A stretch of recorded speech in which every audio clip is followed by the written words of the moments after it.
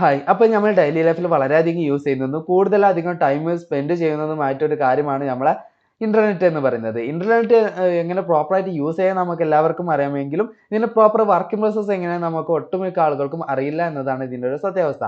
അപ്പോൾ ഇതിന്റെ proper working process എങ്ങനെയെന്ന് നമുക്ക് മനസ്സിലാക്കാം. ഇത് പലരും പല രീതിയിലും തെറ്റിദ്ധരിച്ച് വെച്ചിട്ടുണ്ട്. അതായത് നമ്മൾ ഒരാൾക്ക് ഡാറ്റ ഷെയർ ചെയ്യുമ്പോൾ നമ്മുടെ ഡിവൈസിൽ നിന്ന് എന്തോ സിഗ്നലായിട്ട് ആകാശത്ത് സാറ്റലൈറ്റ് വരെ പോകുന്നു. അവിടുന്ന് പിന്നെ അടുത്ത വ്യക്തിക്ക് ആർക്കാണ് ഷെയർ ചെയ്യുന്നത് അവരുടെ ഡിവൈസിലേക്ക് വേറെന്തോ സിഗ്നലായിട്ട് പോകുന്നു. ഇങ്ങനെയൊക്കെ നമ്മൾ പലരും പല രീതിയിലും തെറ്റിദ്ധരിച്ച് വെച്ചിട്ടുണ്ട്. അതൊക്കെ ഒന്ന് മാറ്റിയിട്ട് പ്രോപ്പറായിട്ട് ഇതിന്റെ വർക്കിംഗ് പ്രോസസ്സ് എങ്ങനെയെന്ന് ഇന്നത്തെ വീഡിയോയിലൂടെ നമുക്ക് മനസ്സിലാക്കിയെടുക്കാൻ ഒന്ന് ശ്രമിക്കാം. അപ്പോൾ ഓക്കെ, ഇന്റർനെറ്റിന്റെ വർക്കിംഗ് പ്രോസസ്സ് മറ്റു കാര്യങ്ങളൊക്കെ മനസ്സിലാക്കാനായിട്ട് ആദ്യമേ നമ്മൾ മനസ്സിലാക്കിയിരിക്കേണ്ട വളരെ സിമ്പിൾ ആയിട്ടുള്ള ഒരു കാര്യമാണ് എന്താണ് ഇന്റർനെറ്റ് എന്നുള്ളത്. ഇത് പറയുമ്പോൾ വളരെ കോംപ്ലിക്കേഷൻ നിറഞ്ഞതോ അല്ല ടെക്നിക്കലായിട്ട് കുറെ ചിന്തിക്കേണ്ടതായിട്ടുള്ള ഒരു ആവശ്യമില്ല, വളരെ സിമ്പിൾ ആയിട്ടുള്ള ഒരു കാര്യമാണ്. അതായത് ഞാൻ ഇപ്പോൾ ഇന്റർനെറ്റ് ഇല്ലാത്തൊരു അവസ്ഥയെക്കുറിച്ച് ചിന്തിച്ച് നോക്കാം. ഇന്റർനെറ്റ് ഇല്ലാന്നുണ്ടെങ്കിൽ ഞാനിപ്പോൾ ഈ ഷൂട്ട് ചെയ്യുന്ന വീഡിയോ ഫയൽ തന്നെ നിങ്ങൾക്ക് കാണിക്കണം എന്നുണ്ടെങ്കിൽ എനിക്ക് യൂട്യൂബിലോ ഫേസ്ബുക്കിലോ ട്വിറ്ററിലോ ഏതിലോ മറ്റ് ഇന്റർനെറ്റിലെ ഏത് വെബ്സൈറ്റിലോ ആപ്പിലോ ഇടാൻ പറ്റില്ല. അപ്പോൾ ഞാൻ എന്ത് ചെയ്യണം?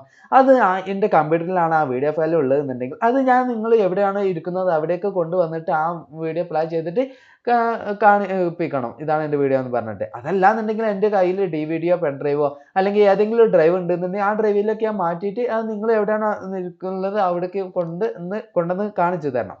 അപ്പോൾ ഇങ്ങനെയാണ് നമ്മൾ ചെയ്യുക. അപ്പോൾ ഈ ഒരു വർക്കിംഗ് പ്രോസസ്സ് ഇത്രയും ഒരു ലോങ് പ്രോസസ്സ് കട്ട് ചെയ്യാൻ വേണ്ടിയിട്ട് ഇവരെന്ത് ചെയ്തു, ഒന്നുകൂടി ഈ പ്രോസസ്സ് ഈസി ആക്കാൻ വേണ്ടിയിട്ട് ഇവർ കമ്പ്യൂട്ടറുകൾ രണ്ട് കമ്പ്യൂട്ടറുകൾ തമ്മിൽ കണക്ട് ചെയ്ത് നോക്കിയിട്ട് അങ്ങോട്ടും ഇങ്ങോട്ടും പരസ്പരം ഫയലിനെ ഷെയർ ചെയ്യാൻ കഴിയുമോ എന്നുള്ളൊരു ശ്രമം നടത്തി.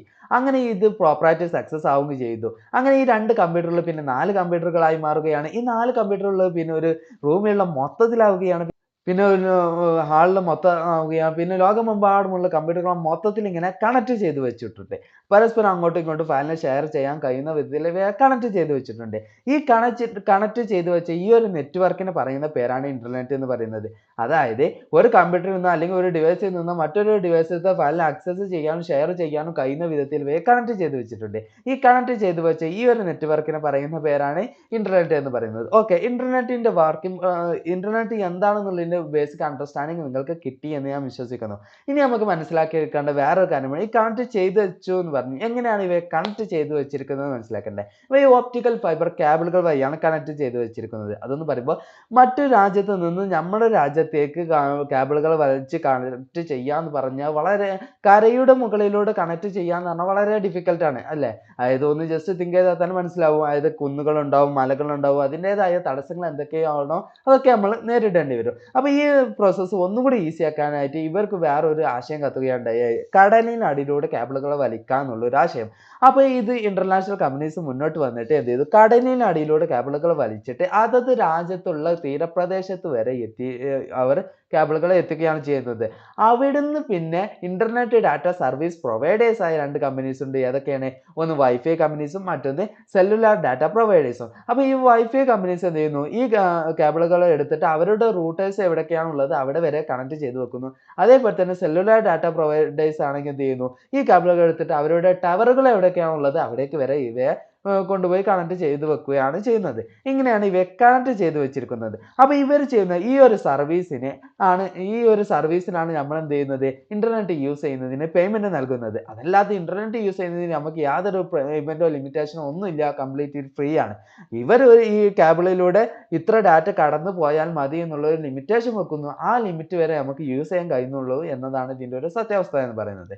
ഓക്കെ, അപ്പോൾ ഇന്റർനെറ്റ് എങ്ങനെ കണക്ട് ചെയ്ത് വെച്ചിരിക്കുന്നു എന്നും മനസ്സിലായി എന്ന് വിശ്വസിക്കുന്നു. ഇനി നമുക്ക് അതേപോലെ തന്നെ ഇന്റർനെറ്റ് യൂസ് ചെയ്യുന്നതിന് പേയ്മെന്റ് നൽകുന്നതെന്നും മനസ്സിലായെന്ന് വിശ്വസിക്കുന്നു. അപ്പോൾ ഇനി നമുക്ക് മനസ്സിലാക്കേണ്ട വേറൊരു കാര്യമാണ് ഈ കണക്ട് ചെയ്ത് വെച്ചതൊക്കെ ഓക്കെ. ഇനി എങ്ങനെയാണ് നമ്മൾ ഒരാൾക്ക് ഡാറ്റ ഷെയർ ചെയ്യുമ്പോൾ ഡാറ്റ കടന്നു പോകുന്നത് എന്ന് മനസ്സിലാക്കണ്ടേ? അത് മനസ്സിലാക്കാനായിട്ട് ജസ്റ്റ് കൊറിയറിന്റെ ഒരു കാര്യം ഒന്ന് ചിന്തിക്കുക. നമ്മൾ ഒരാൾക്ക് കൊറിയർ ചെയ്യുന്ന ഒരു സംഭവം ചിന്തിച്ചാൽ മതി.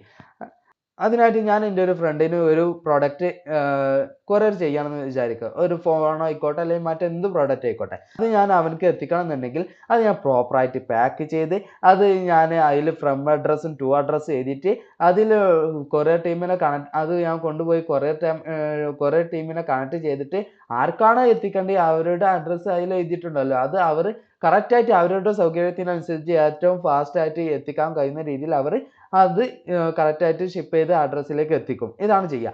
ഇതേപോലെ തന്നെയാണ് ഇന്റർനെറ്റ് ഷെയർ ചെയ്യുമ്പോഴും സംഭവിക്കുന്നത് എന്ന് മനസ്സിലാക്കുക. ഇവിടെ ഇങ്ങനെ ഈ ഫ്രം അഡ്രസ്സും ടു അഡ്രസ്സും നമ്മുടെ റിയൽ അഡ്രസ്സ് ആയിരിക്കും അല്ലേ?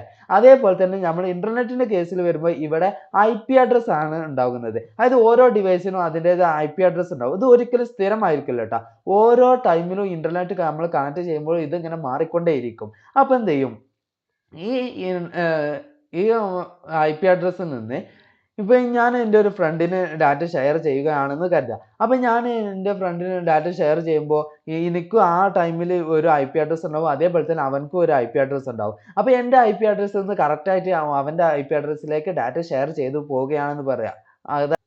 അതായത് എൻ്റെ IP അഡ്രസ്സിൽ നിന്ന് അവൻ്റെ IP അഡ്രസ്സിലേക്ക് ഡാറ്റ ഷെയർ ആയി പോകുമ്പോൾ ഞാൻ യൂസ് ചെയ്യുന്നത് വൈഫൈ ആണെന്നുണ്ടെങ്കിൽ എൻ്റെ വൈഫൈ റൂട്ടർ വരെ എൻ്റെ മൊബൈലിൽ നിന്ന് ആ ഡാറ്റ റേഡിയസ് സിഗ്നലായിട്ട് പോകുന്നു. അവിടുന്ന് പിന്നെ ഒപ്റ്റിക്കൽ ഫൈബർ കേബിളുകൾ വഴി അവൻ യൂസ് ചെയ്യുന്നത് വൈഫൈ ആണെന്നുണ്ടെങ്കിൽ അവൻ്റെ വൈഫൈയുടെ റൂട്ടർ എവിടെയാണ് അവിടേക്ക് വരെ ഈ ഒപ്റ്റിക്കൽ ഫൈബർ കേബിൾ വഴി ഇലക്ട്രിക്കൽ സിഗ്നലായിട്ട് പോകുന്നു.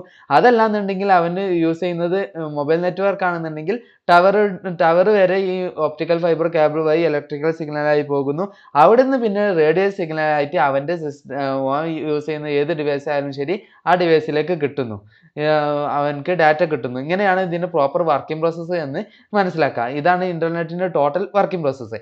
അപ്പോൾ ഓക്കെ, ഇന്നത്തെ വീഡിയോയിലൂടെ നമ്മൾ പ്രോപ്പറായിട്ട് കുറച്ച് കാര്യങ്ങൾ സംസാരിച്ചല്ലോ. ഒന്ന് ഇന്റർനെറ്റ് എന്താണെന്നും അതേപോലെ തന്നെ ഇന്റർനെറ്റ് എങ്ങനെ കണക്ട് ചെയ്തു വെച്ചിരിക്കുന്നതെന്നും അതേപോലെ തന്നെ ഇന്റർനെറ്റ് യൂസ് ചെയ്യുന്നത് നമ്മൾ എന്തിനാ പേയ്മെന്റ് നൽകുന്നതെന്നും അതേപോലെ തന്നെ ഇന്റർനെറ്റ് നമ്മളെങ്ങനെ ഷെയർ ചെയ്യുന്നത്, ഇന്റർനെറ്റിലൂടെ ഡാറ്റ നമ്മളെങ്ങനെ ഷെയർ ചെയ്യുന്നതെന്നും നമ്മൾ സംസാരിച്ചല്ലോ. ഇതിലെന്തെങ്കിലും നിങ്ങൾക്ക് സംശയം ഉണ്ടെന്നുണ്ടെങ്കിൽ ഒന്നുകൂടി ദയവ് ചെയ്ത് ഒന്നുകൂടി റിപ്പീറ്റ് ചെയ്ത് കാണാൻ ശ്രമിക്കുക. എന്നിട്ടും മനസ്സിലായിട്ടില്ല എന്നുണ്ടെങ്കിൽ നിങ്ങളുടെ ഡൗട്ട് എന്താണെങ്കിലും അത് കമന്റ് ബോക്സിൽ അറിയിക്കാൻ മറക്കരുത്.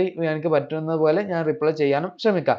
അതേപോലെ തന്നെ ഞാൻ ഈ ഫീൽഡിൽ, അതായത് യൂട്യൂബിൽ ആദ്യമായിട്ടാണ് ഈ വീഡിയോ ഇടുന്നത്. അതിൻ്റെതായിട്ടുള്ള കുറവുകൾ എന്തൊക്കെയാണോ അതൊക്കെ വന്നു പോയിട്ടുണ്ടാവും.